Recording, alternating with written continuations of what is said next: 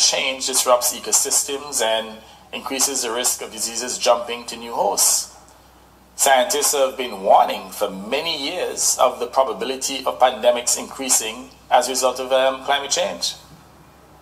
In 2008, a study published in the journal Nature found that over the previous decade, nearly 1/3 of emerging infectious diseases were vector-borne, with the jumps to humans corresponding to changes in the climate. For instance, insects such as infection-bearing mosquitoes followed changing geographic temperature patterns. According to the research, interconnections between shifting weather patterns resulting in changes to ecosystems and the rise of pests and diseases combined with heat waves and droughts will likely drive unprecedented crop failure, food insecurity, and migration of people. All this, the report argues, could result in the potential breakdown of governance and political systems as societies become increasingly unstable due to the lack of income as well as competition over limited food supplies. The report says that experts are concerned that such situations could lead to a rise of extremist groups, paramilitary intervention, organized violence, and conflict between people and states. That should be a scenario that worries us all, for as we have seen in recent times, no nation is immune from violent strife. So, President, it is evident that global solidarity and firm commitments are required.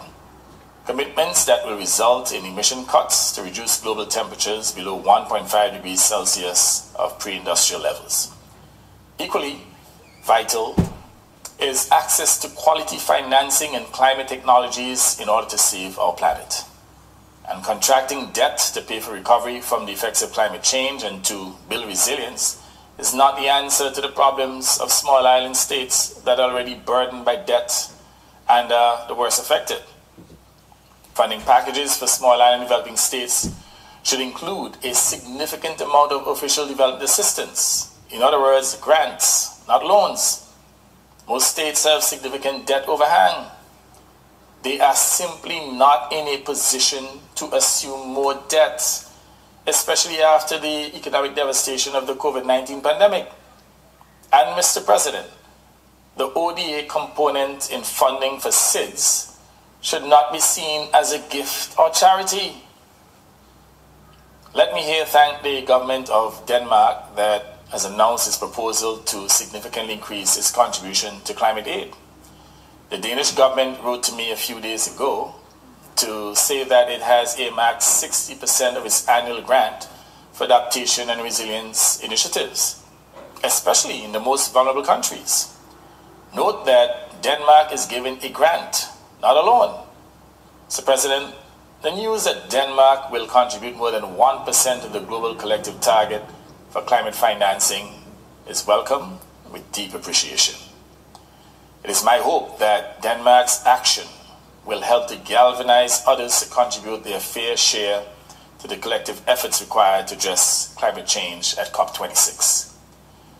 So, President, industrialized countries have an obligation to assist the states most affected by climate change because they created a problem in the first instance. Climate ODA should be seen as a form of climate reparations to compensate for past climate damage. In addition to official development assistance, debt swaps and debt cancellations, climate-related debts would help small states to build financial capacity to accelerate the transition into renewable technologies. No new or significant sums of monies would be needed to achieve these debt cancellations. There will be mere book entries that will bring significant relief and sustainability to SIDS, while at the same time not creating any significant financial pressures for the industrialized countries. This is a non-confrontational form of climate justice. The alternative is that affected states may be forced to take legal action in the international courts to seek compensation for provable damage. Such a course is not one that small states would take with alacrity, but some of us may have to do so from necessity. If nothing is done by the major polluting countries, both to cease their destructive actions and to help to repair the damage that they are causing, we may be left no other choice. That is not our preference. We want global solidarity in the face of global adversity. Mr. President, there is an obvious need for a realignment of the international financial architecture to accelerate the global transition into renewables in order to achieve a carbon neutral world within the next 2 decades. Let me point out one serious anomaly. While developed countries in North America and Europe are urging small island states and other vulnerable states to transition to alternative energy, they are providing $1.6 trillion annually to subsidize fossil fuel businesses. By contrast, the sum being made available to developing countries is a mere $2 billion a year. If developed countries simply shifted their spending from providing subsidies to fossil fuel businesses to help developing countries to cope with the impact of climate change, not only would they not have to spend one additional cent, they would also create greater opportunities for renewable energy in their own countries. The world will also be less polluted and climate change would retreat. So, President, I want to remind everyone that investments in nuclear armaments and other weapons cannot sustain the planet. But investment to combat climate change will certainly save our Earth, our single homeland, and our human civilization. That is why we should all work diligently at COP26 in Glasgow to strengthen everyone's commitment to 1.5 degrees Celsius for us all to stay alive. Mr. President, I have concentrated my statement at this year's Assembly on the COVID-19 pandemic and climate change because they are the two overarching issues that confront mankind. Dealing with them successfully is what will give future generations a chance to live in peace, prosperity, and safety. Those generations are our children and grandchildren. So what future do we want for them? Should we not act to give them the glorious future we want for them and that they deserve? We certainly should. I thank you, Mr. President.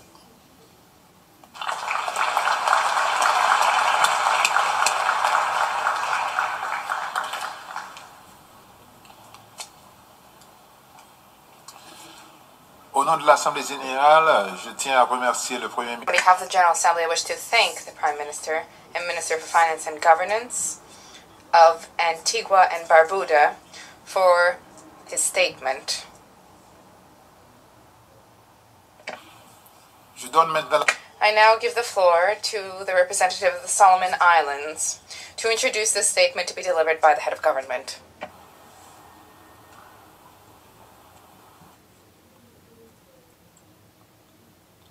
Mr. President, distinguished Excellencies, it is my utmost honor and privilege to introduce the Prime Minister of Solomon Islands, Honorable Manasseh Sogavare, to address the 76th session of the United Nations General Assembly through a pre-recorded statement. Mr. President, Excellencies, distinguished delegates, on behalf of the government and people of Solomon Islands, let me take this opportunity to congratulate Your Excellency, Mr. Abdullah Shahid, and the government and people of Maldives on your election as President of the 76th session of the United Nations General Assembly. I am confident that through your able leadership, you will proficiently lead us through our agenda and serve this organization well. I assure you, as a fellow small islands developing state, of Solomon Islands' support and cooperation during your tenure in office. On this note, I also commend your predecessor, His Excellency Mr. Volkan Bozkır, for his sterling leadership of the General Assembly over the past session. I highly commend his efforts in ensuring the work of the Assembly progressed despite the challenges faced by the United Nations Secretariat and Member States' mission. I wish him every success in his future endeavors. Let me also use this occasion to extend my congratulations on behalf of the government and people of Solomon Islands to His Excellency Mr. Antonio Guterres on his reappointment as the United Nations Secretary General. The United Nations is confronted with many challenges, including the COVID-19 pandemic, climate change, and sea level rise, and peace and security, to name a few.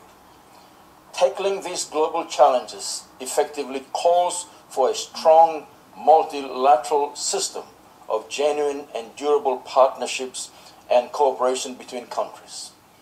Allow me to assure you, Secretary General Guterres, of Solomon Islands' support and cooperation as you endeavor to lead this august body to address the important issues and challenges that confront our nations and which we must all work together to address. Mr. President, the theme of the 76th session of the United Nations General Assembly, Building Resilience Through Hope to Recover from COVID-19, Rebuild Sustainability, Respond to the Needs of the Planet, Respect the Rights of People, and Revitalize the United Nations, aptly summarizes the challenge